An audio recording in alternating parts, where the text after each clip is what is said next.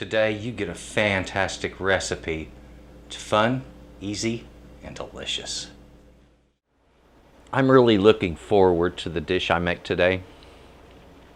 This is green chili soup. It's one of my favorite soups. Green chili soup is simple. Green chili soup has very basic, very simple ingredients, but they're ingredients that are chock full of nutrients and absolutely delicious when they're combined in just the right way. Today I'm going to make a soup that, even though it is simple to make, I'm absolutely positive you will be adding this to your permanent collection once you make your first batch, because the flavors pop. Now, don't be afraid of this. A lot of people think, oh, green chilies, oh, that's going to be hot. No, it's going to be mild. There'll be no more heat to this than you can get from simple black pepper. All right, so it's a fairly mild dish that's just packed with flavor, and, well, you'll see what I mean. It's really good. We need to get in the kitchen. We're going to do a little cutting, and then we're going to do some cooking and enjoy a fantastic soup at the end. Come on, let's go. This fantastic green chili soup, folks, uses, of course, green chilies. We got plenty of them here. And also I've got some stock. This is a vegetable stock. Right down here, got a little lime juice, white onion, garlic, and just a little bit of salt. It's not going to take much. This is a sparkling dish that is just delicious and so easy to make. And it is really, really worth your time. Folks, this is green chili soup, or like I like to call it, Poblano soup, because I prefer the Poblano. Let's get into preparing these, okay? I need to remove the skin from my chilies. Now, the importance of this lesson, folks, is these things are tough. Don't be afraid to get them right in the fire, okay? When it comes to removing the skin on a chili, one good way of doing it, if you just want to remove the skin and nothing else, put these under a hot broiler. When it starts to blister, then pull them back out and put them in a plastic bag and give them about 10 to 15 minutes, and that skin will sweat off. It'll just peel right off of there without any real effort. So you can do that on these, but it needs to be mentioned that that's not what we're trying to do today. I'm trying to get a charred flavor on this. That is going to bring out a complex flavor in the soup. So, you know, you've heard me say this on my other videos, we're going to be stacking flavors. That's exactly what's going on here. We're going to build extra flavor into this chili through the simple process of charring the skin off of it rather than other methods. So you need high heat. I like to use a gas burner. Also, a gas grill will work for this. If you have a kitchen torch, that will work, like a propane torch. Works fine. You can take the propane torch from the garage and use that. It works out. All you have to do to get that skin off of these, and this is an old-fashioned method that's been used through Mexico for generations, and I'll say this, it works. Just hit them with some fire. Now you're going to see, or you're going to hear some crackling, and in a moment we're going to see how these change with the direct application of heat. Don't worry, you're not going to burn the skin under, or you're not going to burn the meat under the skin. All we're doing is just giving a little char to that skin. And of course you can hear it. Oh, let me tell you, right now, the odor, the aroma that I am getting. Oh, look at that. See that right there? That charring, that burning that we're getting, that's what I'm looking for. Perfect. Do that to the skin all over it, and be thorough about it. The more of that skin you get cooked off, the easier the job is and the better the flavor becomes. All right, I have just finished up the charring on these. The thing of it is sometimes there's going to be edges and bits and pieces that you can't get to, like around the crown here, certain spots like the tips. Believe it or not, if you want to be that picky about it, you can go ahead and deal with this. As I mentioned, a torch will do this. It'll do it quickly. Next step, we go to pulling off the skin on this, and then we're going to cut them up after that. These do need to cool a little bit, so be careful about handling them while they're still hot, okay? Right now, I have my charred chilies on a plate, and I like to do it this way just because, you know, these skins can get everywhere, and if they're all over your cutting board, it's just that much more of a mess. Now, put the skins aside in a separate bowl, but as you see how they're sticking to me, that's going to happen as you do this, okay? So just kind of go at it and get as much of that off as you can. Now don't wash this off, because we are going for the flavors that are right underneath that skin. There are oils that are directly underneath it, and those oils are going to equate to explosive flavor in this soup. So, little tip. In case too much of this happens, you can either just rinse your fingers off or have a towel or paper towels handy, you know, just for that purpose to deal with that, okay? Now, do not wipe the chili down with the paper towel. Yeah, it will remove the skin faster, but it will also remove what's underneath the skin, which is those oils, and that's the part we want to keep, okay? So this is sort of like you're splitting hairs in a manner of speaking. Sometimes there's going to be some of that skin, like on the tip there, that didn't get completely cooked. Don't worry about it. This is done. It has everything removed to the point we want, and this can be sliced right now. So I want to set them up, put them aside. Just do all of your chilies that exact same way. As soon as you get all of yours done, then you and I will start over with cutting these chilies, okay? I have removed all of the skin. So next thing, I'm going to pull my chilies apart. Some of them have already split, and at the top right up here, I'm just going to peel this back, just like this. You can do it from either side or both. Now, sometimes you'll see that chili is going to get stuck on one of those veins, and they just get a little irritating, but pull up, not down. If you pull down, it'll just split him open. If you want, push out any of these seeds. Okay, and if a few seeds get into your soup, don't lose any sleep over it. Some people just would have a fit that I've removed any of those seeds. I don't understand that, but they don't want those removed. Anyway, that's the way we're going to prep each and every one of these. So if you get one that's not already split open, take your finger and poke him straight down through the side and pull down, all right? And that just splits him open, just like that. Isn't that easy?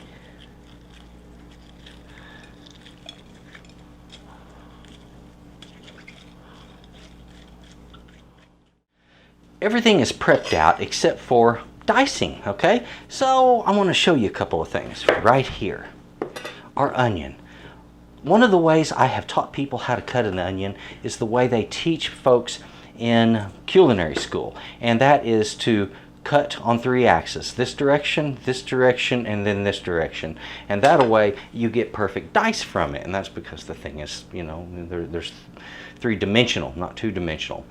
And so, the way they do it is to half it like I've done here after removing the top and the outer part.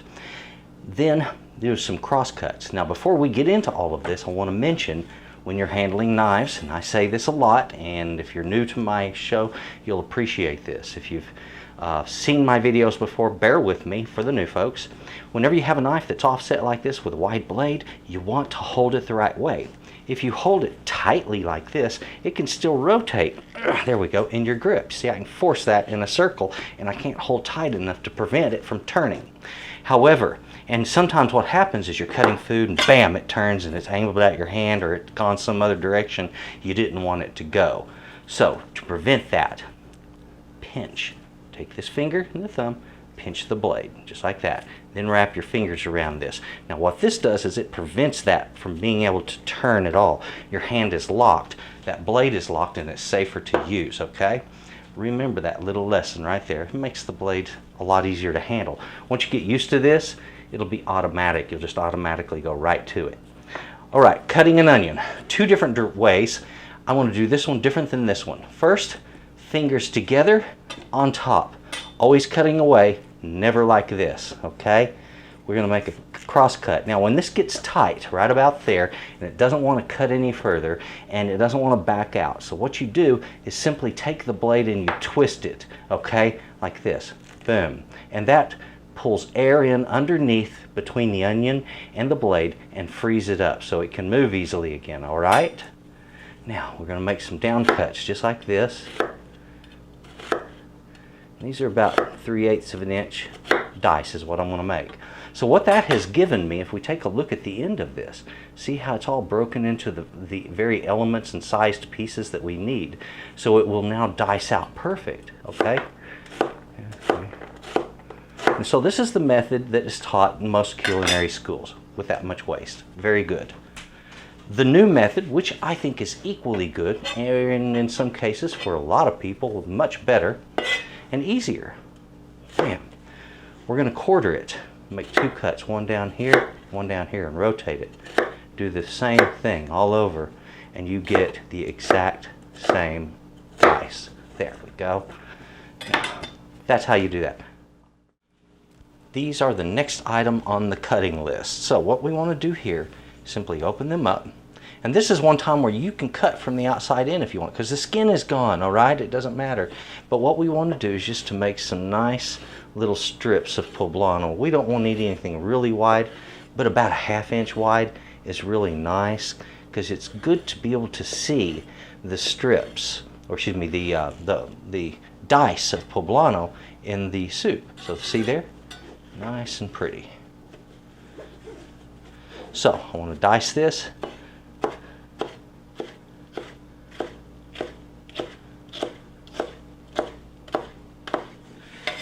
All right, there we go. Do all of your chilies the exact same way. Once we have these all diced up and ready to go, we're going to move on to making soup. Boy, I'm looking forward to that. Now before I move on, I'm about to take these off, and I want to mention something about these. It may have looked a little bit silly seeing me wearing gloves just to do some cutting. Well, ladies and gentlemen, I wore these because of those right there. The capsaicin in chilies, if you are working with any kind of a chili that has any heat to it at all, the capsaicin in that chili will stick to your skin. I'll give you a short story. The other day I was working with some poblanos. I was making another recipe that was poblano rich, so I had a lot of them to cut. Well, I wasn't wearing gloves. It was about 4 or maybe 5 hours after I was finished with the video and finished with the poblanos that I had scratched under my eye. Now understand, I had already scrubbed my hands thoroughly after working with the chilies. I washed a batch of dishes, scrubbed my hands thoroughly after that, and then this happened hours later. I barely touched the edge of my eye. The next thing you know, my eye is burning like crazy, and it's all because I didn't have the good sense just to put on some gloves. Get you some gloves and use them for working with hot chilies. It's just kind of smart, okay? It's not going to burn your hands, but if you scratch someplace that's sensitive later on, it's going to burn that. There we go. I'm going to put my pot with a medium-high heat to start with. And that way I can get that clad base up and warm and get these things cooking. Now I don't have to do any searing or anything like that, so at this point if I want to just go ahead, add a little oil in my pan, or my pot I should say, in the bottom, I can do that and put these right on in there. Now those are going to need a little more oil. There we are. There's a few black specks in with those onions, not a big deal. That was just from the chilies. It's all part of the flavor of this dish now. We'll get this cooked up. As soon as these are looking a bit translucent, and that'll be probably in the neighborhood of 8 to 12 minutes, then we're going to add in those chilies and the broth and the garlic, and we're going to get busy simmering that. And we're going to simmer it for a short while. And after we simmer it, then we're going to move on to our next step. All right, my onions have cooked down. Look at that. It's starting to get a little translucent on them. They got a little bit of caramelization going on. This is perfect right here. This is the state I'm looking for. That right there, okay? Now, we move on to the next step. Let's get our chilies in here. You know, even the sounds of cooking are delicious. They just sound good tasting. All right. I'm going to bring my temperature up on this back to high again. And I'm going to simmer this whole thing for right about 1 hour. And the whole idea there is I need to get the flavors, well, to get everything out in the open, as it were. To get all of the flavors to marry and to come together, and for everything to become one, basically. Because right now it's just broth with vegetables in it. So after we cook this, it's going to become as delicious as it should be. Now what I just did right there, that was a little lime juice. The reason we do lime juice in dishes like this, even though this dish has a lot of acid in it from the peppers, the kind of acid the peppers have isn't the kind of acid that normally brings flavors to the surface or allows your palate to recognize flavors better. So that lime juice will do that. It'll bring out the flavors in this without itself being something you would normally taste or notice, because there's only a couple of tablespoons there. And what that'll do is it'll bring to the surface the flavor of that poblano and really make it shine. And put in a little salt. There we go. That's about 1/4 teaspoon. And I'm going to crush up these garlic cloves next. Now these cloves, I'm going to be fishing these things out later. But what I want to do now is just give them a little crush, just like that, and put them in my pot. Now something I want to mention to you, if you're going to use a knife to do that with, notice what I'm doing. I'm angling that blade down a little bit. Now if you angle it too far and if you hit this real hard, it'll just shoot out like a little missile, okay? So bring it, angle it a little bit, and press firmly with your palm well above where that edge is, okay? Up here, just like that. See how that does that? Okay, there's other tools that you could do that with probably, but let's face it, in the kitchen, that knife is something that we use. It is our go-to for almost everything that we do, okay? There we are. The garlic is done. There we go. That soup is up and simmering now. I need to reduce it to a simmer. There we go. Now I'm going to cook this starting for 10 minutes, and then I'm going to come in. We're going to pull those garlic cloves out because they won't be needed anymore. And then we will finish simmering this off for a final 15 minutes, okay? Now you may need to add a 1/2 cup to a cup of water depending on how fast you're cooking and how much you're simmering off. So keep an eye on that. If you have to add water, go ahead and do so. This has had an hour to simmer.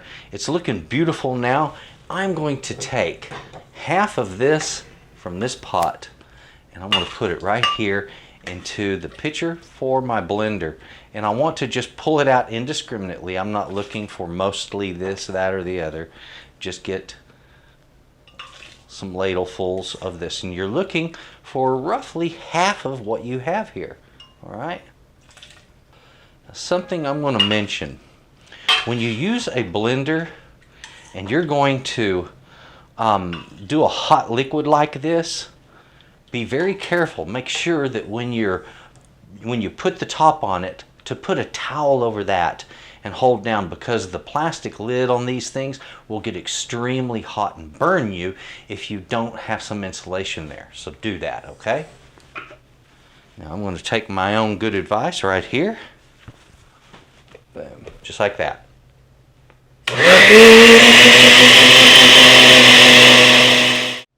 Now I ran that until I saw it getting nice and smooth and creamy, and that's exactly what I was wanting. So this gets to go right back down into my pot.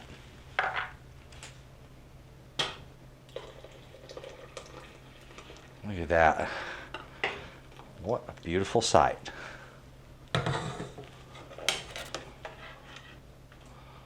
All right, now we move on to the final step on this. I'm going to return a heat underneath it, and that's going to be just a low heat.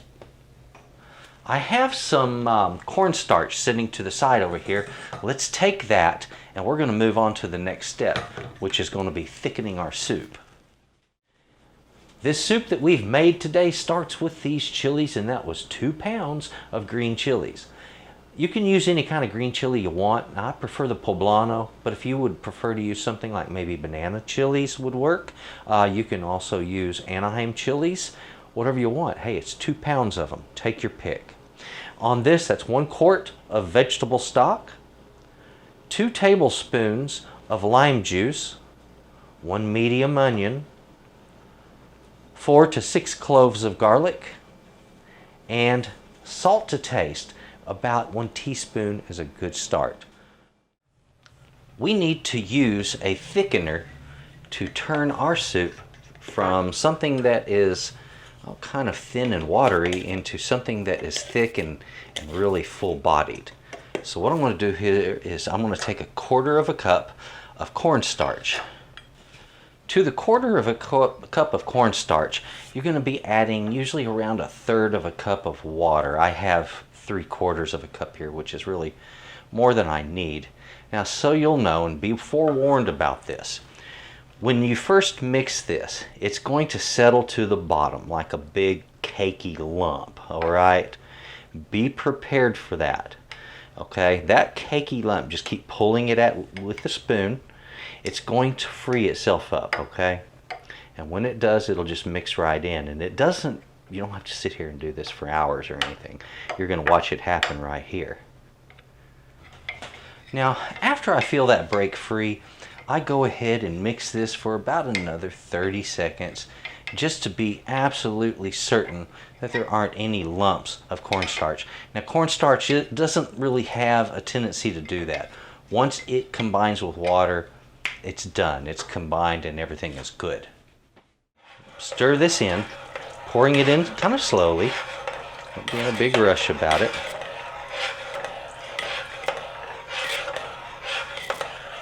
Now looky there, how that soup thickened right up, took on body. I have maybe a couple of teaspoons left of my thickener, and I don't really need it. So now I have this beautiful soup, truly, truly beautiful soup. I'm going to use a whisk on it,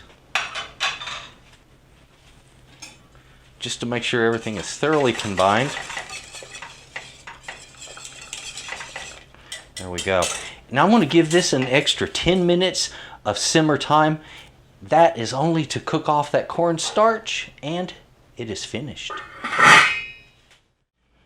All right, here we are.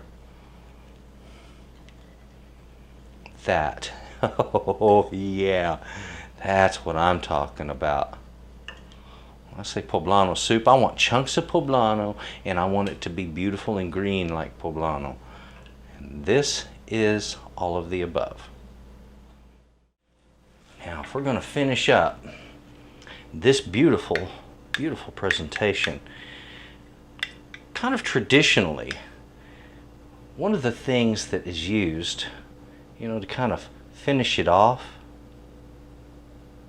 is just a little bit of crema. There we go. And you know what, with the crema, and I absolutely love this, I just love a little bit of cheddar cheese just to set things off.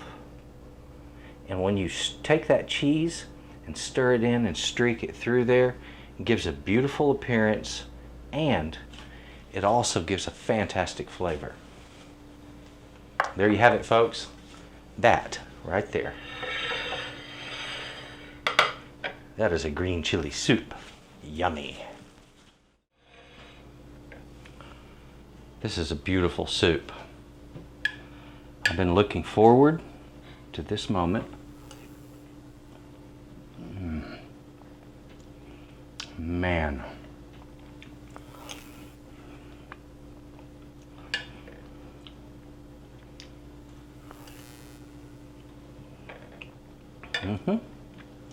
That's good.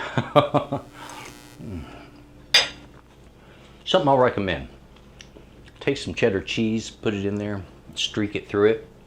Same thing with a little sour cream if you want. It'll really kind of let it glow a little bit. This is a really good dish. It's got a kind of a brightness to it. It's a bit spicy, not really bad. It just depends on your luck with the poblanos. If you get a hot batch or if you get kind of a cool batch. I got a medium batch today, and that's what this is. A good medium green chili soup. Folks, I'm sure you're going to love this one. Please take a look at my website. I've got my recipes there. I've also got shirts, other good things there.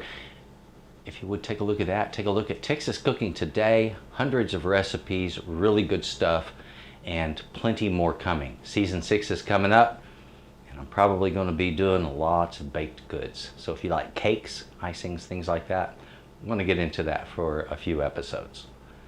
So there it is. Enjoy. Thank you for watching, and please have a good day. Bye-bye.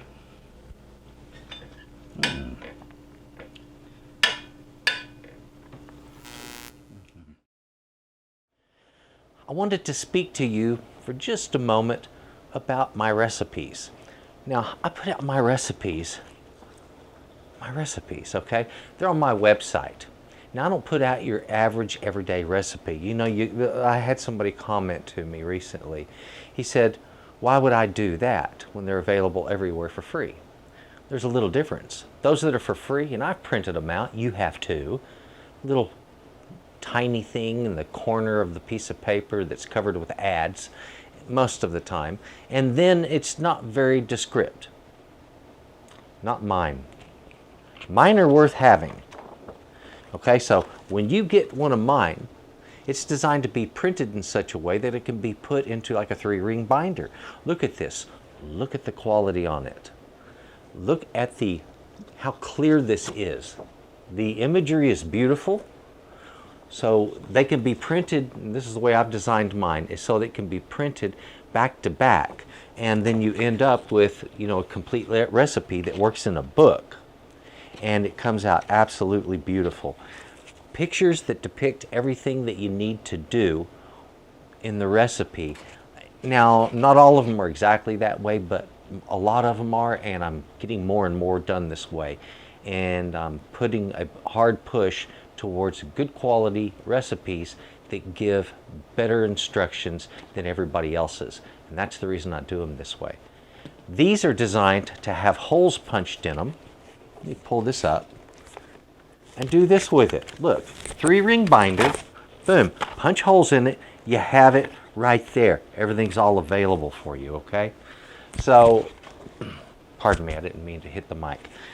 Anyway, really cool idea. Great way to do your recipes. Instead of having to buy a book of 50 recipes to get 10, you just pay for the 10 recipes, save a whole lot of money, and you got a better idea for how to keep your recipes. Thanks for watching. Please enjoy what I provide. Check out Texas Cooking Today. There's a lot, I mean a lot of recipes there. And if you would, take a look in the description box down underneath me here, and you'll find the links to my website, to Texas Cooking Today, to the stuff that I do, and how to keep up with me and to find out a little bit more. Thank you very much. You have a good day.